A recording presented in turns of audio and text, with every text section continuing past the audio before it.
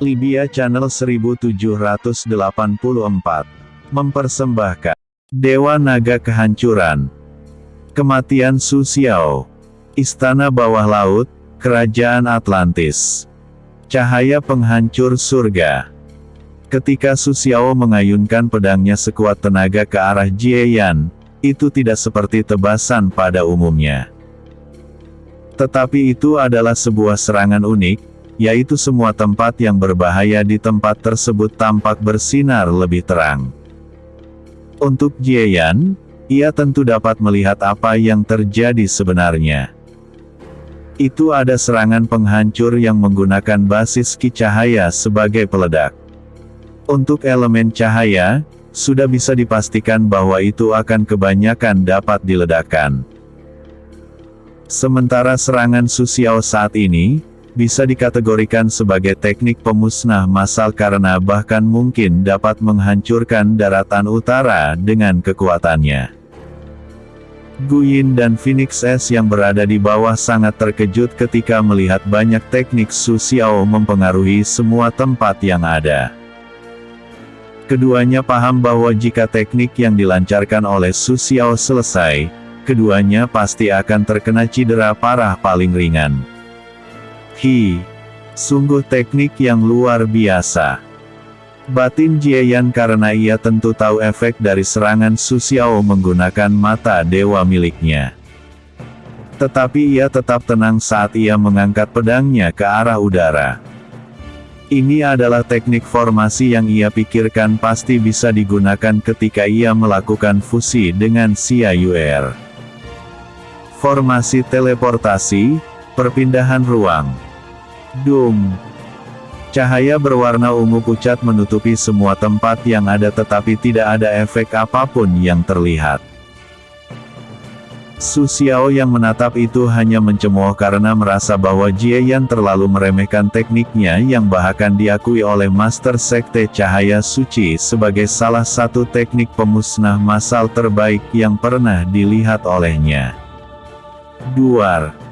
Tempat tersebut meledak dalam sekejap. Untuk Su Xiao, ia sama sekali tidak terkena efek ledakan karena itu adalah teknik miliknya sendiri. Ia hanya tidak bisa melihat apapun atau melacak apapun karena saat ia juga telah kehabisan kekuatan.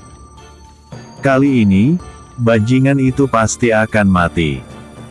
Su Xiao berkata dalam hati saat menyipitkan matanya karena mencoba melihat ke tempat yang sangat silau di depannya. Tidak sampai 1/5 detik kemudian, cahaya menyilaukan itu pun perlahan meredup. Su Xiao hanya menyeringai jahat karena tidak dapat melacak keberadaan Jie Yan dan yang lainnya ataupun melihat mereka. Tetapi, Su Xiao tiba-tiba mengerutkan keningnya karena ia merasa seperti dirinya ditarik ke suatu tempat walaupun itu hanya ia rasakan sekilas. Apa itu tadi? Batin Su Xiao saat menatap ke arah semua tempat. Matanya melebar seketika dan hampir keluar dari rongganya karena ketika cahaya silau telah hilang sepenuhnya, pulau kecil tempat ia bertarung tidak memiliki kerusakan sama sekali. Teknik milikmu memang sangat kuat biasa. Bahkan itu hampir menghancurkan formasi yang aku ciptakan. Suara yang sangat akrab pun terdengar di telinga Su Xiao yang membuat tubuhnya menegang dalam sekejap. Ia pun langsung berbalik dan menatap Jie Yan yang ternyata masih hidup. Bahkan luka kecil pun tidak terlihat sama sekali di tubuhnya yang membuat Su Xiao semakin takut. Teknik yang digunakan oleh Jie Yan adalah sebuah teknik gabungan dari teknik formasi dan teknik teleportasi. Jie Yan membuat sebuah ruang lalu memindahkan semuanya ke suatu tempat untuk beberapa saat menggunakan teknik formasi. Ini secara paksa memindahkan apapun yang ia inginkan di dalam formasi. Dan target pemindahan sementara adalah Su Xiao dan teknik pemusnah massal miliknya. Menggunakan basis formasi, itu tidak akan pecah walaupun ada teknik laut yang meledak dan contohnya adalah teknik milik Su Xiao. Kau, bagaimana bisa? Su Xiao sangat ketakutan karena memikirkan apa yang sebenarnya terjadi saat ledakan terjadi. Itu seperti dirinya ditarik ke suatu tempat lalu beberapa detik kemudian dikembalikan ke tempat yang sama. Apa yang ia pikirkan membuatnya sangat takut. Ia tidak ingin mengatakannya karena ia merasa bahwa itu lebih menakutkan lagi jika apa yang ia pikirkan menjadi kenyataan. Bagaimana bisa? Tentu saja bisa. Tetapi kau lebih baik bertanya kepada penjaga gerbang neraka. Ucap Jie Yan dengan senyum kejam di wajahnya. Teleportasi. Sebelum Su Xiao yang sangat kelelahan mencoba meminta ampun karena sangat takut dengan kematian, ia merasakan dingin di dada kirinya saat sebuah bilah pedang muncul bersamaan dengan noda darah. Su Xiao menatap ke bawah dengan tatapan tidak percaya. Ia tidak bisa bereaksi sama sekali dengan teknik Jie Yan. Ia juga sangat sadar bahwa ketika ia kelelahan, sudah bisa dipastikan bahwa dirinya tidak akan bisa mengikuti pergerakan Jie Yan. Saat ini, Su Xiao sangat menyesal karena telah memprovokasi Jie Yan. Tetapi, penyesalan tidak akan bisa mengubah apapun sehingga ia tidak mencoba untuk memohon.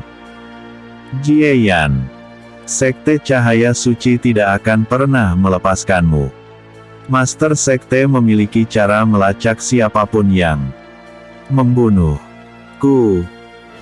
Setelah mengatakan itu, Su Xiao perlahan menutup matanya karena daya hidupnya telah padam sepenuhnya. Bagaimana jika dia tahu? Aku tidak peduli sama sekali karena Sekte Cahaya Suci hanya akan lenyap jika berani memprovokasiku. Ucap Jie Yan dengan senyum dingin. Ia pun menarik pedangnya dari tubuh Su Xiao lalu mengambil cincin ruang Su Xiao. Melihat tubuh Su Xiao yang terjatuh ke bawah, Jie Yan sama sekali tidak peduli. Tubuhnya pun perlahan bersinar karena ia terpisah dengan Xia Yuer. Sementara itu, Gu Yin dan Phoenix S terkejut dengan apa yang mereka lihat sebelumnya. Terutama untuk Phoenix S, dia tentu pernah membaca catatan tentang teknik yang sangat mirip seperti yang digunakan oleh Jie Yan. Suami bisa memindahkan semua serangan sebelumnya ke ruang lain menggunakan sebuah formasi. Sungguh luar biasa. Gu Yin pun langsung berkata dengan antusias dan merasa sangat bangga dengan Jie Yan. Untuk Phoenix S, ia memikirkan kembali tentang teknik teleportasi milik Jie Yan. Tunggu dulu. Bukankah pemilik terakhir teknik ini adalah anggota Phoenix Surgawi yang legendaris? Phoenix S berseru dalam hatinya dan menatap kembali ke arah Jie Yan. Saat ini, ia sangat sadar dari aman asal perasaan akrab tersebut karena Jie Yan juga mengandung darah Phoenix di dalam tubuhnya walaupun itu sangat tipis. Tentu garis darah Jie Yan yang paling dominan adalah garis darah naga hitam kehancuran dan garis darah kaisar surgawi. Sementara garis darah manusia dan Phoenix surgawi, itu hanya memiliki efek kecil pada tubuh Jie Yan walaupun garis darah Phoenix surgawi memiliki peran untuk mempercepat proses penyembuhan tubuhnya. Jie Yan yang telah terpisah dari Xia Yuer pun langsung bergegas ke tempat Gu Yin dan Phoenix S berada. Suami, yang tadi itu sungguh luar biasa. Ucap Gu Yin memuji Jie Yan. Gu Yin, kau harus tahu bahwa itu adalah teknik formasi. Yang artinya, itu adalah keahlianku. Xia Yuer dengan dua tangan di pinggang pun berkata dengan nada bangga, ia tentu membanggakan dirinya sendiri dengan sikap kepala sedikit diangkat ke atas. Mendengar itu, Jie Yan hanya melirik ke arah Xia Yuer dengan tatapan sedikit kesal karena roh peri mungil tersebut bahkan tidak berubah sama sekali bahkan setelah lama waktu berlalu. Ia bertanya-tanya, Apa sebenarnya yang diajarkan oleh Xiao Zia kepada Xia Yuer? Sementara itu, Gu Yin hanya tersenyum kecil lalu langsung memuji Xia Yuer dengan banyak bahasa yang membuat Xia Yuer semakin bangga pada dirinya sendiri. Tentu Gu Yin sangat tahu bagaimana temperamen Xia Yuer. Sementara itu, Jie Yan menatap ke arah Phoenix S yang masih terluka walaupun terlihat lukanya pulih dengan sangat cepat. Lalu, apa yang akan kau lakukan selanjutnya? Tanya Jie Yan menatap ke arah Phoenix S yang memilih tinggi sekitar 5 meter. Dari tinggi itu, ia sangat yakin bahwa Phoenix S di hadapannya masih sangat muda. Ini bisa dikatakan seperti manusia yang berumur 12 atau 13 tahun. Mendengar pertanyaan Jie Yan, Phoenix S terdiam untuk beberapa waktu. Ia pun menatap kembali ke arah Gu Yin karena sudah memikirkan beberapa hal sebelumnya. Apakah kalian pernah mendengar tentang kontrak binatang roh? Episode sebelumnya. Melawan Su Xiao, 2. Episode berikutnya. Sejarah kuno. Istana bawah laut, Kerajaan Atlantis. Kontrak binatang roh. Jie Yan sedikit terkejut. Walaupun ia tidak pernah melihatnya secara langsung, ia tentu mengerti apa yang dimaksud dengan kontrak binatang roh. Ini seperti dirinya yang melakukan kontrak dengan Xia Yuer dan Xiao Zia. Bahkan untuk Gu Yin juga telah memikirkan hal itu karena ia tahu bahwa seorang spiritualis dunia akan melakukan kontrak dengan roh, sama seperti suaminya dan Xia Yuer. Ya, kami tahu walaupun kami tidak tahu cara membuatnya. Apakah kau ingin melakukan kontrak dengan kami? Tanya Jie Yan heran. Ia tidak mengerti sama sekali mengapa Phoenix S tersebut ingin melakukan kontrak dengan manusia. Ya, aku juga memiliki tujuanku sendiri. Aku akan memberitahumu beberapa hal. Di masa lalu, para binatang roh banyak yang melakukan kontrak dengan manusia. Kami disebut sebagai binatang roh kontrak, tidak seperti spesies balapan naga yang tidak bisa melakukan kontrak dengan manusia. Walaupun kami adalah binatang roh, kami lebih sering disebut sebagai hewan spiritual. Ucap Phoenix S. Apa bedanya? Batin Jie Yan dan Gu Yin bersamaan tetapi tidak berbicara sama sekali. Tentu memiliki perbedaan. Ucap Phoenix S dengan nada datar karena dapat membaca apa yang dipikirkan oleh Jie Yan dan Gu Yin. Jie Yan dan Gu Yin merasa canggung saat ini karena tidak tahu harus berkata apa. Keduanya tidak menyangka bahwa Phoenix S akan dapat mengetahui apa yang mereka pikirkan. Mungkin di zaman ini sudah tidak ada. Tetapi, beberapa kultivator pasti memiliki akses ke tempat yang disebut sebagai alam roh. Ucap Phoenix S dan menatap ke arah Xia Yuer. Xia Yuer yang mendengarnya terkejut seketika. Apa yang kau maksud itu adalah alam tersembunyi di alam roh. Ya, tepat sekali walaupun sebenarnya tempat itu memiliki namanya sendiri. Phoenix S mengangguk kecil. Apa itu alam tersembunyi Yuer?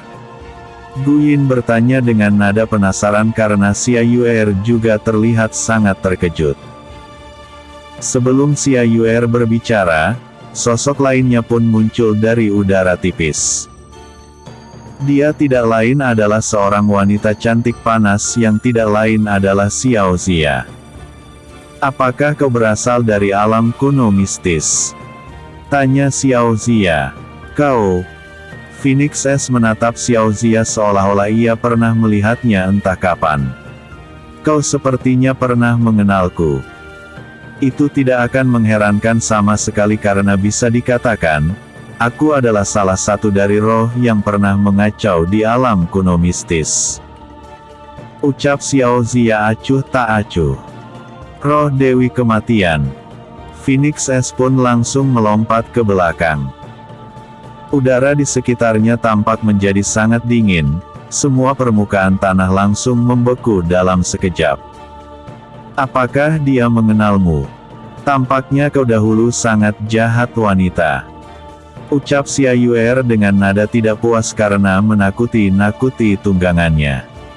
Xiao Zia sama sekali tidak peduli dengan apa yang dikatakan oleh Xia Yuer. Ia hanya menatap ke arah Phoenix S dengan tatapan tertarik karena ia tentu pernah melihat jenis yang sama di alam kuno mistis yang terletak di alam roh, atau lebih tepatnya itu adalah tempat paling tersembunyi di alam roh karena diisi oleh para binatang spiritual yang dapat melakukan kontrak, sama halnya seperti para roh yang bisa melakukan kontrak juga. Tenang Phoenix S kecil. Lagi pula itu hanya pertarungan walaupun harus aku akui 5% penduduk alam kuno mistis binasa. Ucap Xiao Zia dengan senyum kecil di wajahnya.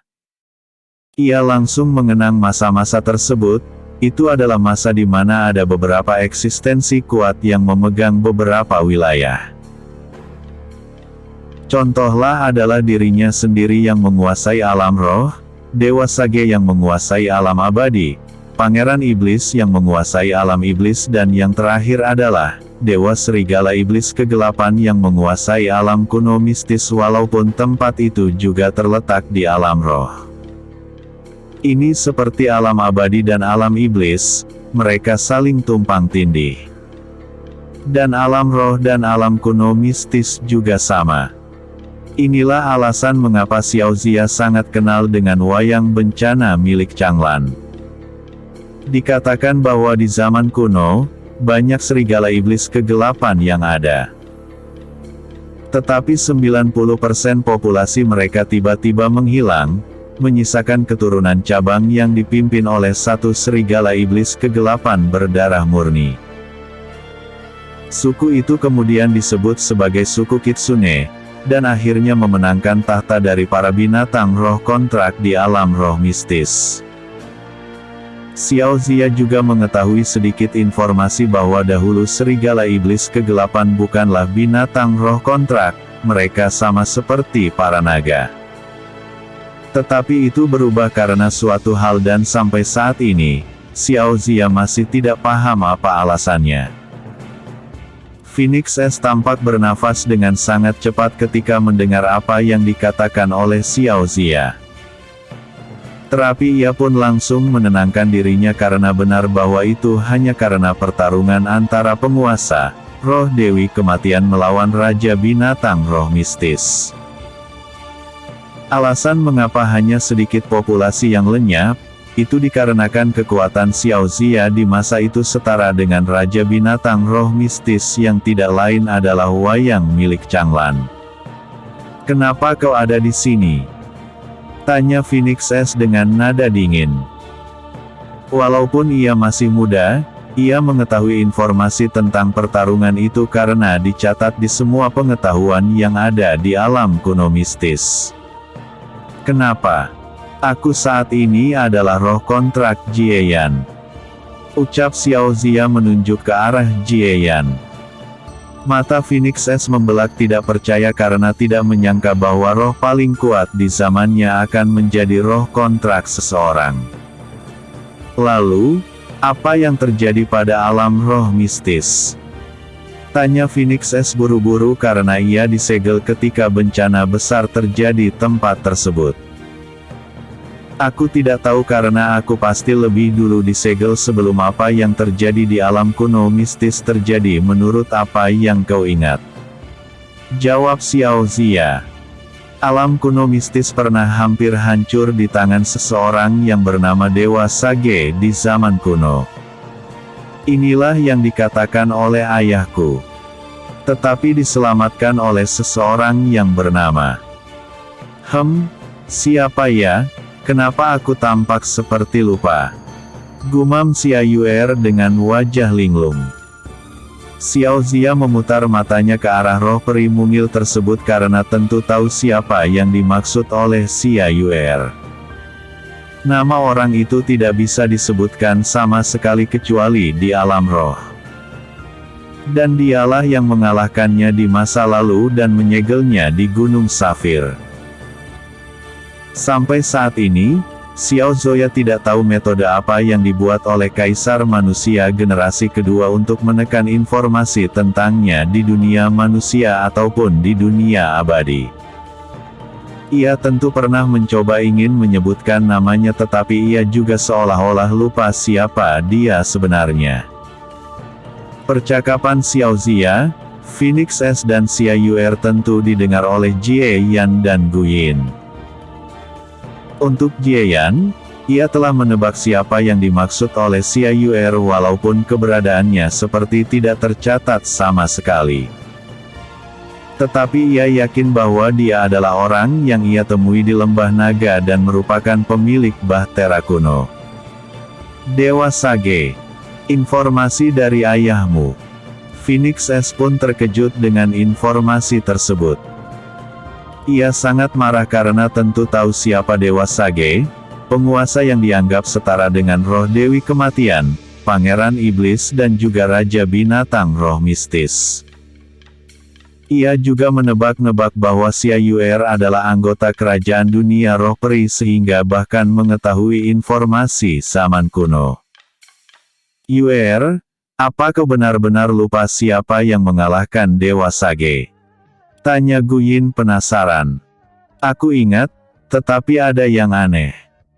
Ketika aku ingin mengatakannya, aku seolah-olah lupa. Xia Yuer melipat kedua tangannya dan bergumam dengan nada sangat bingung. Sirkuit otaknya tidak akan pernah bisa berpikir seperti Xiao Zia karena ia adalah seseorang yang sangat lurus dan sederhana dan juga sombong tidak pada tempatnya. Mata Jie Yan semakin menyipit ketika mendengar apa yang dikatakan oleh Xia Yuer karena ia juga menduga-duga bahwa itu dilakukan oleh Kaisar Manusia generasi kedua. Ia menatap ke arah Xiao Zia dengan mata berkedip beberapa kali lalu Xiao Zia juga membalas dengan kedipan mata beberapa kali seolah-olah mengkonfirmasi tebakannya. Benar saja. Inilah alasan mengapa hampir tidak ada catatan tentang Kaisar Manusia generasi kedua karena dia menggunakan metode aneh untuk menghilangkan jejaknya karena suatu hal. Tetapi, dengan hal ini aku dapat menyimpulkan bahwa Kaisar Manusia generasi kedua adalah seseorang yang sangat kuat, melampaui tatanan alam. Batin Jie Yan. Episode sebelumnya. Kematian Su Xiao. Episode berikutnya. Turan. Membuat kontrak. Istana Bawah Laut, Kerajaan Atlantis. Pikiran Jie Yan terus berkeliaran dan memikirkan tentang Kaisar Manusia generasi kedua yang sangat misterius. Ia tidak menyangka bahwa sesuatu seperti itu akan bisa dilakukan yaitu membuat hukum di alam semesta agar tidak ada yang menyadari keberadaannya. Lalu, apakah kau ingin kembali ke alam roh mistis? Jika benar, mungkin rasmu telah punah karena bencana yang disebabkan oleh Dewa Sage. Ucap Xiao Zia. Ya, aku tahu. Tetapi aku tetap ingin kembali. Dan cara satu-satunya adalah dengan cara melakukan kontrak dengan seseorang agar aku bisa menghasilkan gerbang Qi untuk kembali ke alam kuno mistis. Phoenix S tentu tidak akan menyerah sama sekali. Ia ingin melihat situasi di alam kuno mistis dengan matanya sendiri. Jika begitu, itu semua terserahmu. Xiao Zia membalas lalu menatap ke arah Gu Yin. Yiner kecil, kau adalah yang paling cocok saat ini menjadi pisikalis dunia. Pisikalis dunia? Apa itu? Tanya Gu Yin tercengang. Ini adalah profesi kebalikan dari spiritualis dunia, jawab Xiao Zia dan berhenti untuk beberapa saat lalu melanjutkan. Ini akan membentuk ruang ki aneh di dalam tubuhmu yang mirip seperti Jie Yan membentuk ruang roh. Bedanya kau dapat menghasilkan kekuatan khusus untuk menghubungkan tempatmu berada dengan alam kuno mistis. Ini lebih mudah disebut sebagai penjinak binatang. Oh, ada sesuatu seperti itu. Bahkan Jie Yan juga tercengang. Tetapi, memikirkan kembali tentang roh, itu pasti memiliki kebalikan, yaitu hewan kontrak. Ini seperti ada manusia, ada iblis. Seperti Xia Yuer dan Xiao Zia. Hampir segala hal memiliki kebalikannya sendiri. Bisa dikatakan, roh adalah spesialis dalam kekuatan ki dan jiwa sementara hewan roh seperti Phoenix S adalah ahli dalam ki dan tubuh. Baiklah, aku akan kembali. Jika aku berada di sini, mungkin Phoenix S kecil itu tidak akan berani mendekat. Ucap Xiao Zia lalu kembali ke ruang jiwa Jie Yan tanpa menunggu siapapun berbicara. Entah mengapa, aku sangat kesal ketika melihat wanita itu. Xia Yuer meringkukkan bibirnya ketika membahas tentang Xiao Zia. Mungkin karena pengalamannya ditindas oleh Xiao Zia membuatnya sangat membenci Xiao Zia walaupun itu hanya di mulut saja.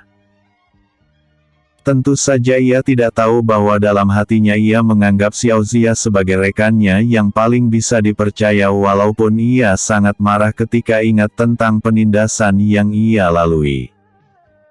Baik, aku akan melakukan kontrak denganmu. Apakah kau setuju? Tanya Guyin menatap Phoenix S yang masih menjaga jarak walaupun aura yang mengelilinginya telah hilang. Phoenix S terdiam untuk beberapa saat karena tentu berpikir dua kali karena Guyin memiliki hubungan dengan Xiao Zia. Tetapi, memikirkan kembali bahwa itu hanya masa lalu, ia pun akhirnya merasa bahwa lebih baik melupakannya. Baik, aku akan melakukan kontrak. Phoenix S pun mendekat lalu berbicara dengan Guyin cara untuk melakukan kontrak. Sementara itu, di ruang roh Jie Yan, Xiao Zoya yang duduk di kursi malas pun tersenyum kecil ketika melihat itu. Phoenix S kecil, aku juga sangat penasaran kau akan berubah menjadi apa karena melakukan kontrak dengan Yiner yang merupakan seorang pembunuh iblis, atau lebih tepatnya pembunuh dewa iblis. Kilatan tertentu terlihat di mata Xiao Zia karena ia tentu terkejut ketika memeriksa Guyin yang telah berevolusi, sama seperti Jie Yan dahulu yang telah berevolusi menjadi pembunuh Raja Naga walaupun masih ada tingkatan di atasnya, yaitu pembunuh Dewa Naga. Alasan mengapa menurut Xiao Zia bahwa Phoenix S itu akan mengalami perubahan, ini sama seperti dirinya dan Xia Yuer yang melakukan kontrak dengan seorang pembunuh naga. Ini adalah misteri yang bahkan belum bisa ia pecahkan sampai saat ini seolah-olah ada hukum yang telah mengatur hal-hal seperti itu. Tentu saja hal lainnya yang Xiao Zia pikirkan sehingga ia merekomendasikan Guyin adalah agar kemampuan bertarung Guyin tidak hanya terbatas pada pembunuh dewa iblis saja, sama seperti Jie Yan yang tidak hanya menjadi pembunuh naga, tetapi juga seorang spiritualis dunia.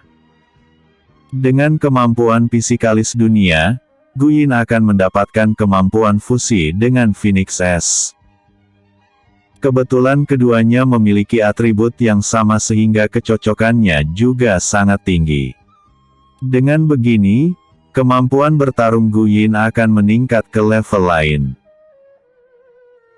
Entah sejak kapan, Xiao Zia sudah menganggap Jie Yan sebagai keluarganya walaupun bisa dikatakan, ia pernah membenci ayah Jie Yan yang sebenarnya bisa dikatakan sebagai orang tuanya juga walaupun dirinya tercipta secara tidak sengaja. Di luar, Guyin saat ini terlihat melakukan ritual yang sedikit mirip dengan yang pernah dilakukan oleh Dai Mubai ketika membuat kontrak dengan Xie Xuyan, roh peri yang memiliki spesialis dengan ki darah. Setelah kontak selesai, Gu Yin dapat merasakan bahwa ada ruang tertentu yang tercipta di dalam tubuhnya. Ini berbeda dengan spiritualis dunia yang membentuk ruang roh di jiwa mereka. Untuk Gu Yin, terletak di jantungnya, ruang Qi unik terbentuk. Ia dapat merasakan dengan jelas bahwa ketika ia menggunakan kekuatan itu, ia akan dapat menciptakan gerbang Qi. Namaku King Tan, mohon bantuannya mulai saat ini. King Tan pun memperkenalkan dirinya. Gu Yin, mohon bantuannya juga. Balas Gu Yin lalu melanjutkan, lalu, bagaimana caramu kembali ke alam kuno mistis? Ini sangat sederhana. Bukalah gerbang Qi. Kami tidak seperti roh yang dapat membuka gerbang roh seorang diri. Ucap King Tan. Gu Yin mengangguk kecil dan ia pun berfokus lalu mulai menciptakan gerbang Qi menggunakan kekuatan yang ada di ruang Qi yang terletak di jantungnya. Ketika gerbang Qi tercipta, itu tidak berwarna emas seperti gerbang roh, melainkan berwarna putih bersih. Ketika gendang Qi terbuka, King Tan sangat bersemangat karena dapat merasakan aura yang sangat akrab. Ia pun langsung bergegas menuju gerbang Qi yang sangat besar tersebut, tetapi ketika ia mencoba masuk, ada penghalang yang menghalanginya untuk masuk. Itu seperti King Tan membentur sebuah tembok baja. Apa? Kenapa aku tidak bisa masuk? King Tan langsung panik karena tidak tahu apa yang terjadi. Bahkan Gu Yin terkejut karena tidak mengerti apa yang sebenarnya terjadi. Ia pun menatap ke arah Jie Yan karena Xia Yuer juga mengalami kasus yang sama. King Tan, tenanglah. Ini mungkin sama seperti Yuer yang tidak bisa kembali ke dunia roh peri. Gu Yin mencoba menenangkan King Tan yang tampak sangat panik. Tidak bisa kembali ke dunia roh peri.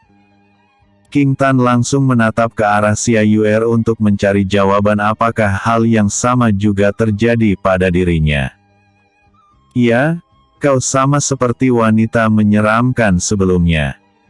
Dia juga pernah disegel dan ketika melakukan kontrak, dia juga tidak bisa kembali ke alam roh. Ujar Xia Yuer. Ia merasa sedikit sedih juga untuk King Tan karena sama seperti dirinya. Tetapi, ada kebahagiaan tertentu tentang hal ini karena akhirnya ia bisa menunggangi King Tan. Tunggu dulu, kenapa kali ini kau bisa berbicara King Tan? Semula kau selalu menggunakan telepati. Gu Yin sedikit terkejut dengan perkembangan situasi. Ya, karena aku melakukan kontrak dengan manusia, aku tentu mendapatkan kemampuan berbicara. Selain itu, ketika kecocokan semakin meningkat, aku mungkin bisa mengambil wujud manusia untuk sementara waktu jika menggunakan Qi milikmu. Ucap King Tan. Ia saat ini sedikit sedih juga ketika mendengar penjelasan dari Xia Yuer. Gu Yin hanya mengangguk kecil lalu berkata lagi, King Tan, tenang saja. Suatu hari nanti kau pasti bisa kembali ketika mencapai tingkat kekuatan tertentu. Percayalah. Mendengar apa yang dikatakan oleh Gu Yin, King Tan tampak memiliki harapan baru. Ia merasa tidak ada salahnya jika ia bepergian untuk beberapa saat. Ia juga pernah mendengar tentang para hewan kontrak yang bisa pergi ke dunia manusia dengan kekuatannya sendiri seperti Raja Binatang Roh Mistis. Masuklah ke ruang Qi. Pulihkan kondisimu saat ini terlebih dahulu. Kita akan membicarakan hal lainnya nanti. Ucap Gu Yin dengan nada lembut. King Tan hanya bisa memasang wajah sedikit sedih lalu tubuhnya tampak pudar lalu melesat seperti berkas cahaya ke dalam tubuh Gu Yin. Lalu Gu Yin menatap ke arah Jie Yan lalu berbicara, Suami, tampaknya Xiao Zia telah mengetahui hal ini sehingga merekomendasikanku untuk membuat kontrak. Jie Yan terdiam untuk beberapa saat karena memang benar bahwa Xiao Zia pasti sudah mengetahui hal ini. Dan agar tidak menyia-nyiakan Phoenix S, Xiao Zia pun menuntun King Tan agar bersemangat melakukan kontrak. Episode sebelumnya. Sejarah kuno. Episode berikutnya. Informasi tombak pembunuh naga. Istana bawah laut, Kerajaan Atlantis. Menyampingkan pemikirannya tentang Xiao Zia dan King Tan, Jie Yan pun menatap ke arah lainnya di tempat tersebut. Tidak ada apa-apa lagi yang ada di sana karena cuma ada sebuah bongkahan es aneh yang ia ketahui mungkin tempat King Tan disegel sebelumnya. "Iner, ayo pergi ke tempat selanjutnya," ucap Jie Yan. "Iya."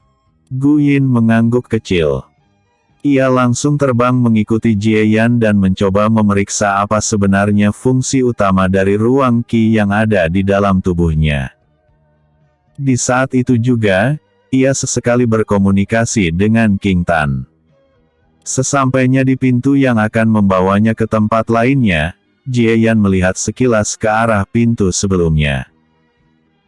Ia telah menduga bahwa Zusi pasti sedang mempelajari konsep petir sehingga dia mungkin tidak akan keluar dalam beberapa hari atau minggu lagi.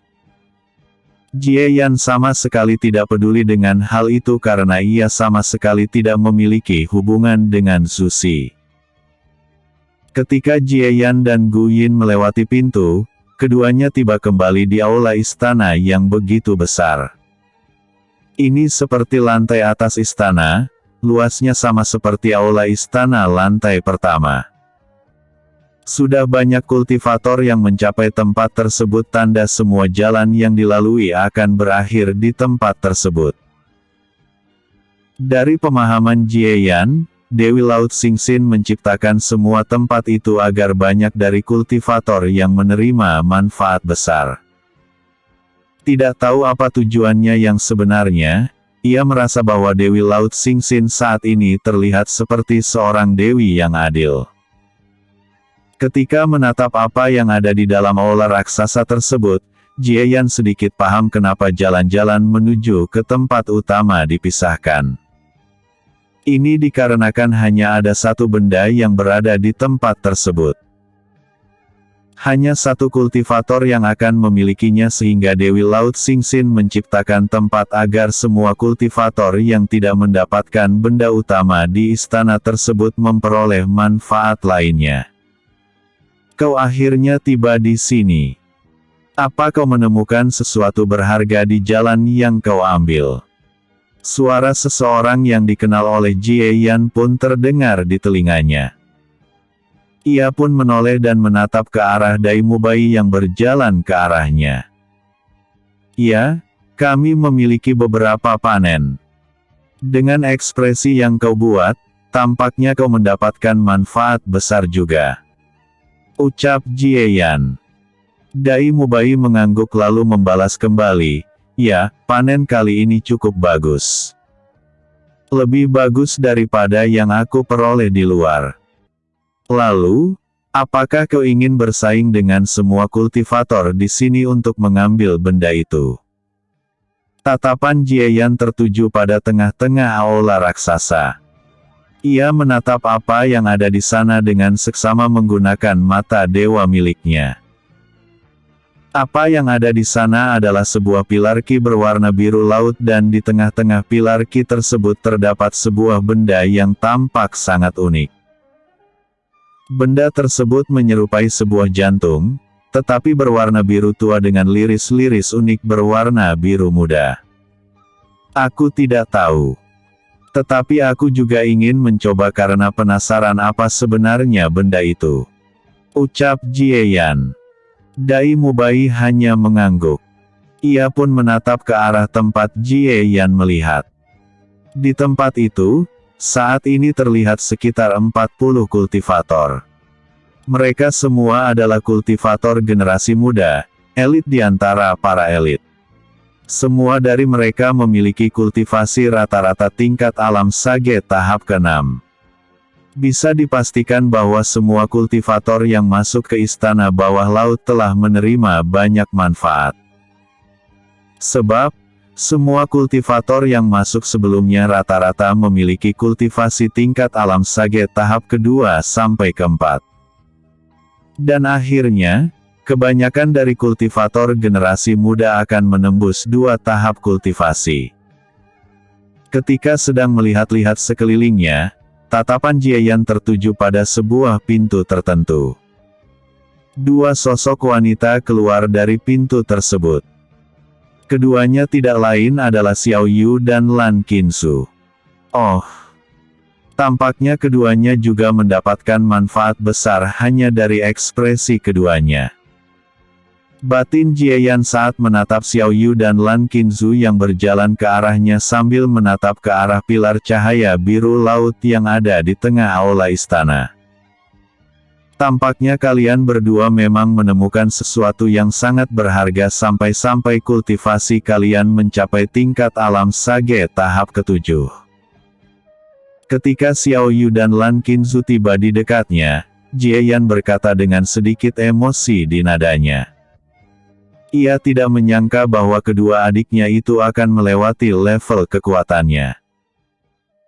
Tetapi, jika Jieyan memikirkan kembali saat-saat ia tidak berkultivasi selama 2 tahun, siapapun pasti merasa tidak percaya bahwa Jieyan mencapai tingkat alam sage tahap ke-6 dari tingkat alam sage tahap kedua hanya dalam waktu kurang dari 2 bulan. Peningkatan kultivasi itu bisa dikatakan sangatlah mengerikan.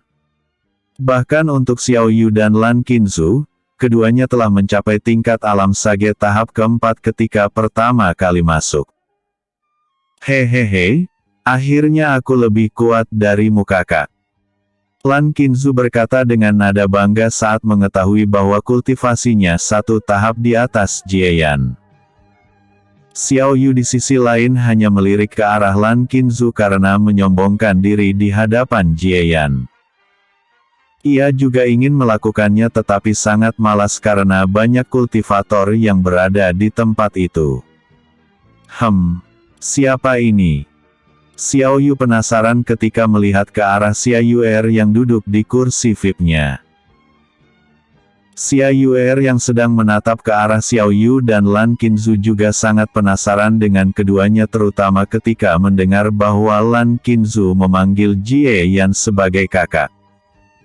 Roh peri mungil ini adalah Xia Yuer, roh yang melakukan kontrak denganku. Ucap Jieyan. Oh, roh kontrak. Aku tidak tahu bahwa kau telah melakukan kontrak dengan roh. Dan dia terlihat sangat imut. Lan Qinzu bertingkah seperti anak kecil ketika melihat ke arah Xia Yuer dengan tatapan panas karena ia sangat menyukai sesuatu yang terlihat lucu. Entah mengapa, Xia Yuer merasa bulu-bulu di punggungnya berdiri tegak. Ia langsung masuk ke dalam pakaian Jieyan dan menjulurkan kepalanya keluar menatap ke arah Lan Qinzu dengan tatapan tidak senang. Kakak, ada masalah serius yang ingin aku katakan. Xiao Yu pun berbicara karena sebelumnya ia tidak sempat membahas apa yang ingin ia katakan. Apa itu?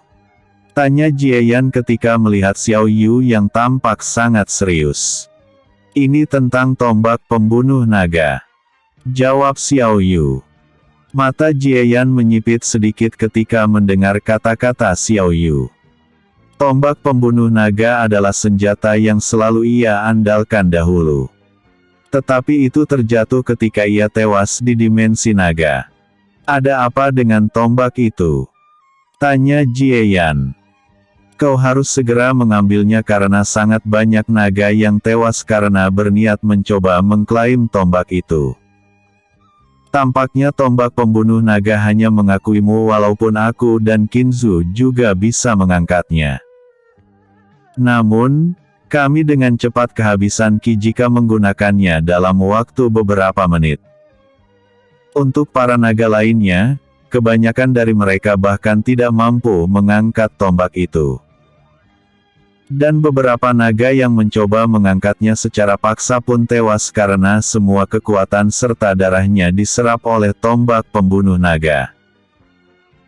Selain dari itu, para tetua klan naga membuat peraturan bahwa siapapun yang bisa mengendalikan tombak pembunuh naga akan menjadi raja naga berikutnya. Ucap Xiao Yu. Pembicaraan mereka tentu tidak didengar oleh semua kultivator di tempat itu karena mereka berada di jarak yang cukup jauh. Apakah tombak pembunuh naga berada di klan naga? Sungguh sulit dipercaya. Tetapi, kenapa tombak itu menyerap darah para naga? Yang aku tahu, dahulu tombak pembunuh naga tidak seperti itu.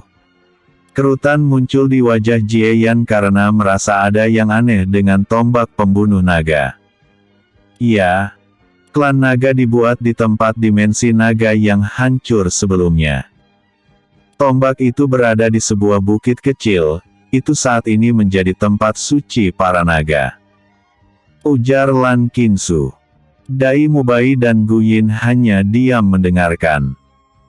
Untuk Dai Mubai, dia sedikit terkejut bahwa tombak pembunuh naga yang ia tahu adalah senjata Jie Yan sebelumnya adalah benda yang sangat berbahaya.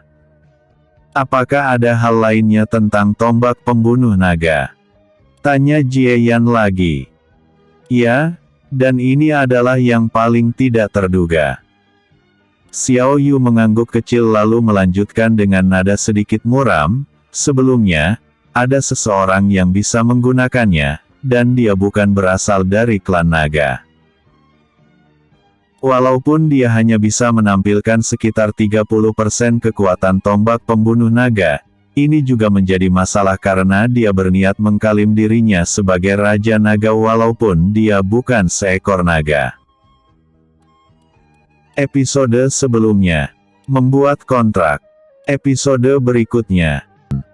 Tekanan. Istana Bawah Laut, Kerajaan Atlantis. Oh. Seseorang yang bukan dari klan naga berniat menjadi Raja Naga. Apakah dia kuat? Tanya Jie Yan sedikit penasaran. Ia sangat yakin bahwa ia akan mudah mengambil kembali tombak pembunuh naga dari siapapun itu karena dirinya adalah pemilik asli yang telah diakui oleh tombak pembunuh naga itu sendiri. Bahkan untuk Xia Yuxuan yang memiliki garis darah naga hitam kehancuran tidak bisa menggunakannya mencapai 30% kekuatan yang bisa dihasilkan oleh tombak pembunuh naga. Sama halnya untuk Xiao Yu dan Lan Qingzu walaupun keduanya tidak seperti naga lain yang bisa tewas hanya karena menggunakan tombak itu. Untuk Xia Yuxuan, Lan Qingzu dan Xiao Yu, ketiganya hanya akan cepat kelelahan menggunakan tombak pembunuh naga dan kekuatan yang bisa mereka keluarkan mungkin hanya sekitar 20% saja. Tidak seperti Jie Yan yang bisa mengeluarkan potensi tombak pembunuh naga mencapai 80%. Tidak, kekuatannya saat ini tidak mencapai puncak, dia berada di tingkat alam sage tahap ke-8. Tetapi karena ada perubahan aneh pada tombak pembunuh naga, para naga tidak bisa menantangnya. Ini seperti tombak pembunuh naga telah bangkit sepenuhnya dan semua naga tidak bisa menantang seseorang yang memegang tombak pembunuh naga. Ucap Xiao Yu. Jie Yan memasang wajah aneh ketika mendengar tentang tombak pembunuh naga bangkit sepenuhnya. Apakah masih ada kekuatan tersembunyi di tombak pembunuh naga? Kenapa aku tidak menyadarinya? Tunggu, mungkinkah? Batin Jie Yan dan matanya semakin menyipit karena menduga ini pasti berkaitan ketika ia tewas. Saat itu dimensi naga meledak, dan ia yang telah tewas tidak memiliki pertahanan sama sekali dan sudah pasti tubuhnya juga hancur. Apa yang dipikirkan oleh Jie Yan adalah, kemungkinan tombak pembunuh naga menyerap semua darahnya yang membuat ada perubahan tertentu. Dan juga, kejadian ini menurut Jie Yan akan membuat klan naga jatuh ke dalam kekacauan. Siapapun yang memegang tombak pembunuh naga saat ini, dia pasti akan melakukan gerakan yang tidak terduga ketika mengklaim dirinya sebagai Raja Naga Klan Naga. Xiao Yu, setelah keluar dari istana bawah laut, bawa aku ke Klan Naga. Aku ingin melihat siapa sebenarnya yang memegang tombak pembunuh naga saat ini. Ucap Jie Yan. Mendengar permintaan kakaknya, tentu saja Xiao Yu tidak akan menolak. Bahkan sejak semula, kakaknya lah yang merupakan Raja Naga. Pemimpin klan naga tidak akan bisa dirubah begitu saja walaupun ada seseorang yang bisa memegang tombak pembunuh naga. Iya, aku juga tidak suka dengan orang itu. Ucap Xiao Yu. Kenapa? Apakah ada sesuatu yang salah dengannya? Tenaga Jie Yan penasaran. Itu karena dia mengklaim dirinya sebagai Raja Naga, ketika dia dinobatkan, dia ingin membawa Qinzu sebagai istrinya. Bahkan dia mengancam jika Qinzu menolak, dia akan menghabisi semua naga di klan naga. Xiao Yu berkata dengan wajah gelap. Oh. Kilatan tertentu terlihat di mata Jie Yan saat senyum di wajahnya tampak sedikit dingin. Jika begitu, maka lebih baik membereskannya ketika aku kembali ke klan naga. Ya, kalahkan dia kakak. Pria itu sangat menjijikkan. Hanya karena dia bisa menggunakan tombak milikmu, dia merasa sudah menjadi penguasa klan naga. Lan Qinzu berkata dengan nada sangat marah karena ingat ketika ia dirayu oleh seseorang. Jie Yan terdiam ketika melihat sikap Lan Qinzu. Ia merasa bahwa gadis itu 11-12 dengan Xia Yuer. Sebelum ada yang berbicara lagi, seseorang mencoba mendekat ke arah pilar biru muda untuk mengambil benda yang ada di sana. Semua mata tertuju ke arah kultivator yang sangat terlihat berasal dari Sekte Cahaya Suci. Lihat, bukankah itu jenis kedua Sekte Cahaya Suci yang selalu bersaing dengan Su Xiao? Iya, itu dia. Jika tidak salah namanya adalah Su Yang, dengan tingkat kultivasi alam sage tahap ke-7. Jika dia di sini, kenapa jenius terbaik Sekte Cahaya Suci tidak terlihat? Apakah Su Xiao itu tewas di tengah jalan? Diskusi para kultivator pun terdengar di tempat tersebut. Semua dari mereka menatap ke arah Su Yang dengan tatapan penasaran karena mencoba mendekat ke pilar cahaya biru yang bahkan sampai saat ini tidak didekati oleh para kultivator lainnya karena adanya penindasan yang kuat. Untuk mendekat di jarak 10 meter pun, seorang kultivator akan merasakan tekanan yang sangat mengerikan. Semua kultivator di sana tentu berdiam diri untuk mencari cara mengambil benda yang tampak seperti jantung tersebut. Pemuda yang bernama Su yang perlahan mendekat ke arah pilar cahaya biru. Ketika ia mencapai jarak 10 meter, ia dapat merasakan tekanan yang mengerikan. Ia terus berjalan perlahan dan ketika di jarak 8 meter, nafasnya tidak lagi teratur. Ia pun langsung duduk bersila di tempat untuk membiasakan diri terhadap tekanan. Para kultivator yang menatap itu pun saling memandang karena sudah memikirkan bahwa untuk memiliki benda yang tampak seperti jantung tersebut, seseorang harus berhasil bertahan mencapai pilar cahaya biru laut. Jika dia bisa, kenapa kita tidak? Ayo juga coba. Jika mengambil jantung itu sangat sulit, bisa dipastikan bahwa itu pastilah sesuatu yang sangat berharga. Para kultivator pun bergegas mendekat dari segala arah. Ketika mencapai jarak 10 meter, wajah mereka semua berubah karena tekanan di jarak itu saja sangatlah kuat. Tetapi tidak ada dari mereka yang menyerah. Hong Liu, cobalah ambil benda itu. Jika itu dikarenakan tekanan, maka anggota klan naga pasti memiliki keuntungan. Lan Qingzu yang telah memperhatikan itu pun langsung berteriak ke arah tertentu, tempat para anggota klan naga berada. Wajah Hong Liu sedikit berkedut karena ia tahu bahwa Lan Qingzu ingin mencoba membuatnya menjadi kambing hitam untuk mencoba apakah fisik klan naga mampu menahan tekanan. Apakah kau tidak mau? Alis Lan Qingzu naik sedikit ketika menatap Hong Liu yang tampak berpikir. Wajah Hong Liu tenggelam dalam sekejap.